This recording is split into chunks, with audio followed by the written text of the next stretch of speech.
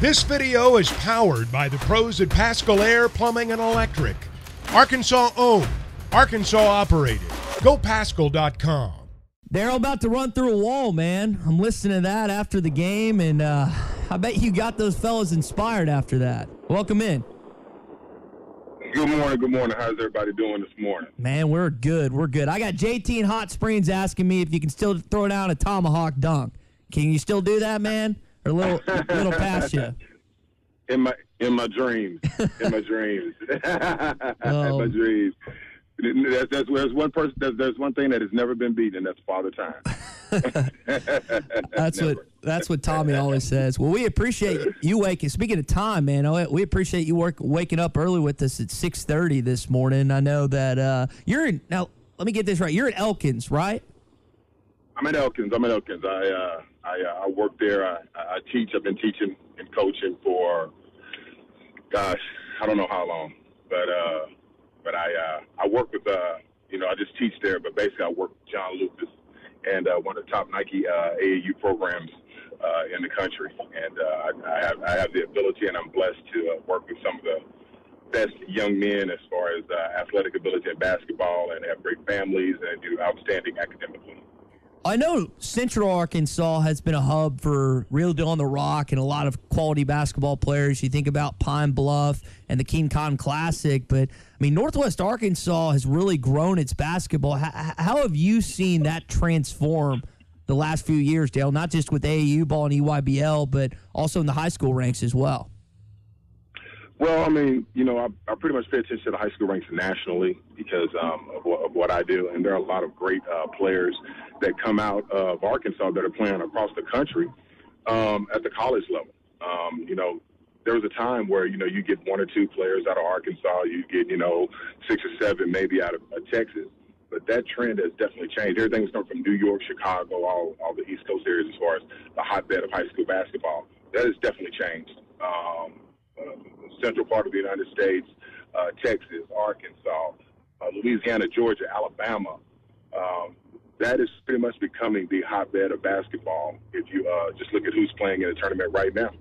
Speaking of hot, it's Arkansas basketball team is hot. We're talking with Darrell Hawkins. He was in the locker room following the win. What kind of raw emotions did you see from that locker room after the win over Kansas, Darrell?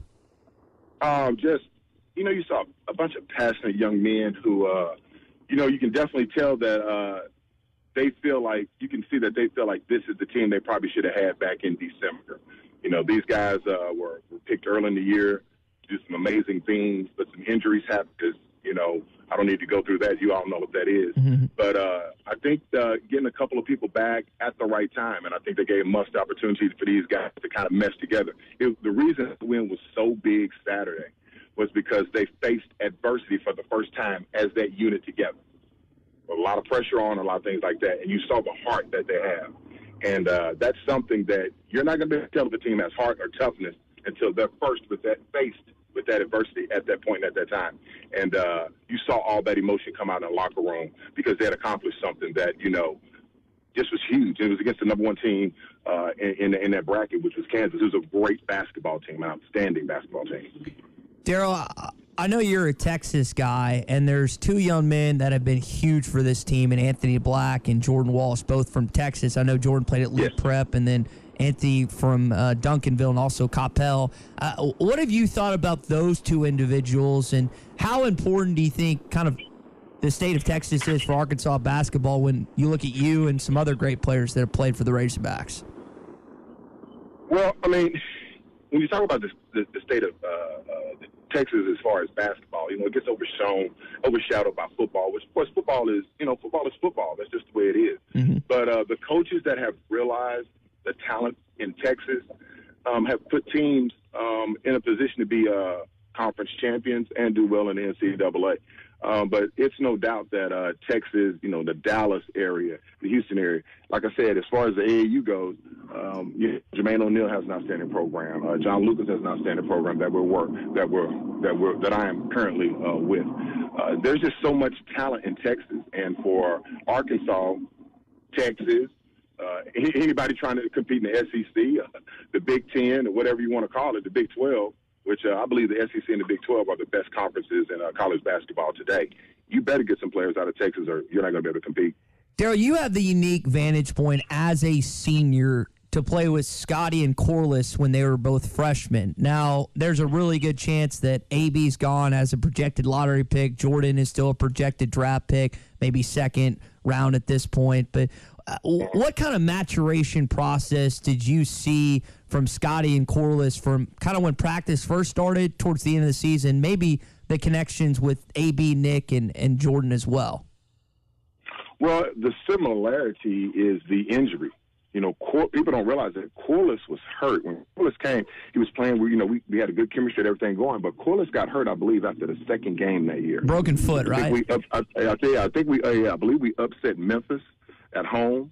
And, that was something huge because, we felt that, and don't get me wrong, we had some great, we were an outstanding basketball with Todd Day, Lee Mayberry, Oliver Miller, Warren Lynn, Robert Shepard, these guys allowed us to do some great things. But when Corliss and Scotty and everybody came in and Beck, we had the talent. But a lot of people didn't give, I believe, the respect to, Robert Shepard, Warren Lynn, and, Ken Bolly, myself, who were coming back. So we felt slighted.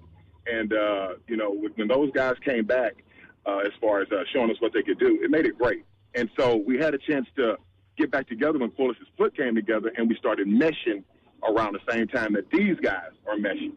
And we were able to make it to the Sweet 16, just as this team. And I do believe that they have the same kind of characteristics, the same type of chip on the shoulder that we had during that year. We're talking with Darrell Hawkins this morning in the locker room after the win over Kansas, former Razorback. Now, you just made a parallel that got people juices flowing. You said the characteristics of that team. You see some similarities. They've got a tough matchup against the UConn Huskies this Thursday. What leads you to believe that there's no stopping this team from getting to Houston? What is something you could point to say, hey, this team has Final Four capabilities and are ultimately going to end up back in Texas? Well, I always come from a player standpoint and a coaching standpoint because I think people really don't realize there are 360-plus Division I basketball teams in the country. They picked 68 to go to the NCAA tournament. 68. To make it to the 16 in the country, they've already won. And I think people need to realize teams that are in the Sweet 16 right now, they're all good. So it's going to be about a matchup. It's going to be about ebbs and flows. It's going to be about who's making a run, who's actually doing it at the right time. We can break down who's the better free throw percentage team. We can break down who's the best three-point percentage team. We can break all that down. But it's going to be who is going to be able to enforce their will and their type of game that they want to play that night. UConn is an outstanding basketball team. They're ranked number one in the country for a while. Then they went in a little dungeon and won the whole. They weren't even top. I think they were almost out of the top 25. Mm-hmm. And now they're clicking and they're back on this and they're back going again. So not just UConn. Look at Texas. I know everybody. Look at Texas. What Rodney Terry has done at Texas is amazing. What Jerome Tang has done at Kansas State is amazing. Yep. Creighton. Look at Creighton. They've got it going right now. So it's about what team is going to be able to get their game going at that time, and that's really where you're at right now. And this team right now has a really good inside game. They drive. They know how to get to the basket. I really believe that's the strength of this team and playing some great defense. And you just can't leave out Muss. Muss is he's been to the Sweet 16 3 years in a row. Guys, I'm telling you, that's amazing. That's 2 Elite Eights. That is amazing. You played for a Hall of Famer, a great coach, and still to this day, it's one of the funniest Hall of Fame speeches I've ever watched. The Bird clip was hysterical. I don't think I've laughed as hard at anything than listening to that. You mentioned a comparison between you guys in '92 to this team now. What kind of similarities, Darrell, do you see between your former head coach Nolan Richardson and the guy that's at the helm right now? Now that's, wow, my goodness. Of course there's passion, and it's different kinds of passion is what it is. And, I've had the opportunity, of course, I hadn't played for Muss. I'm not around him all the time. You look like you still could, man. You look like you still could. I've only, thank you. I've only been able to, interact with him several occasions and then had time to spend time with him. But, I can definitely tell that he definitely breeds a lot of passion. The one thing I think that gets the one thing that gets misunderstood about Coach Richardson was a hell of an XFL coach. Mm-hmm. They give Musselman, and man, I've been to Musselman's practices. He's detailed. He's on it. Boom, boom, boom, boom. But you've got social media everywhere. You got everybody seeing it, so you can see that. When we played, everybody just saw the end. They saw the defense. They saw which coach was one of the best defensive coaches ever. I'll put him up against anybody. But coach offensively was amazing. We ran stuff that people just kind of bypassed because we were getting 27 points off fast break opportunities, off a turnover. So they didn't look at what we did on the half court set. So, but those are the similarities. Is that I think both of them are geniuses and have passion, but I think they're both kind of maybe still misunderstood as far as some special things that they bring to the table. I remember, and I can't remember if it was following Mitch Albom's comments that the smarter team wins when Arkansas took on Duke, or if this was just a press conference prior, but I mean, when Nolan talked about that people just think he was a motivator and a good recruiter, that ticked him off. And I've seen a same type of energy with Eric Musselman. What I point to, Darrell, tell me if I'm wrong about this, is Muss and Nolan seem to put the Hogs against the world mentality. Eric, and you mentioned the social media aspect. He pulls all these clips, all these tweets, all these predictions. Hey, no one thinks you're going to win. Did you feel like Nolan would, and I know social media wasn't prevalent then, but did he do something kind of like that back in the day where it's like it's us against the world, Hogs against everybody? We always had that mentality because we just felt like people just thought we were just great athletes and not great basketball players, that we didn't understand the game. And, it was a big chip on our shoulder.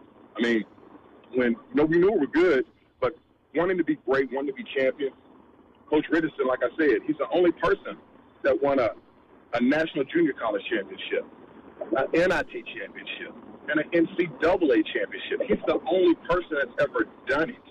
So there's no way you could just be a person that has this great athlete. You have to know X's and O's. Mm-hmm. And so, yes, I do believe that all great coaches find something to motivate players. Because when you're at this level, like I said, there's only 16 teams left. We have to find something that's going to motivate us to kind of push us to that next level. Because at the end, it's only going to be one team that's a national champion. Only one. Darrell, I want to ask you one last question before you go. I know you got work waiting. Again, I really appreciate you waking up early with us this morning. You were a part of some great tournament wins under Coach Richardson, and there have been some great wins in the history of Arkansas basketball. This is going to be our question coming up in hour two. Darrell, in your mind as a former player, where did the win on Saturday against the number one seed Jayhawks, a blue blood program, rank in the history of Arkansas basketball? Now you can ask your fans that question because as a player, it was a great win for Arkansas. It was a great win for Musselman and those guys. But there are so many great wins because I was a player and I was a part of it. And it would be a discredit for me to even try and pick a great win from all the great teams that I was a part of. I never missed the NCAA tournament for 4 years in my career. And so that's not a tribute to me. That's an attribute to the coaching staff, the coach who I played for, my teammates. It's gratitude for them, nothing with me. So it's very difficult for me to pick one win out of I never missed the NCAA game. There were games where we were not picked to win and, against number one teams in the country, and we won. I can't do that. I'll allow that for the poll and for the fans to have something to talk about and keep making your show great this morning. Well, Darrell, I appreciate it. I'd have to say during your career, that win over Texas in 90 in the Elite Eight game to send you guys to the Final Four, that might be the best, at least in your era, that you were a player of. But you've got many to choose from. Like you said, never missed an NCAA tournament. Darrell, again, appreciate you waking up early with this morning. Glad you're still here in Arkansas, and glad you got to spend some time with us here on the Morning Rush. Hey, no problem. I'm in Texas, so don't forget that. But, hey, go Hogs. Big suit. BetOnline remains your number one source for all your college basketball betting this season. Get analysis of every play, prop, and point at BetOnline. You'll find the latest odds, bracket contests, team matchups, and game trends at BetOnline. Updated odds for everything from live games right through the Final Four and the championship game. BetOnline is where your college basketball headquarters are this season. Head to the website today or use your mobile device to sign up and receive your 50% welcome bonus on your first deposit. Be sure to use our promo code BELIEVE to receive your bonus. That's BLEAV. BetOnline.ag, where the game starts.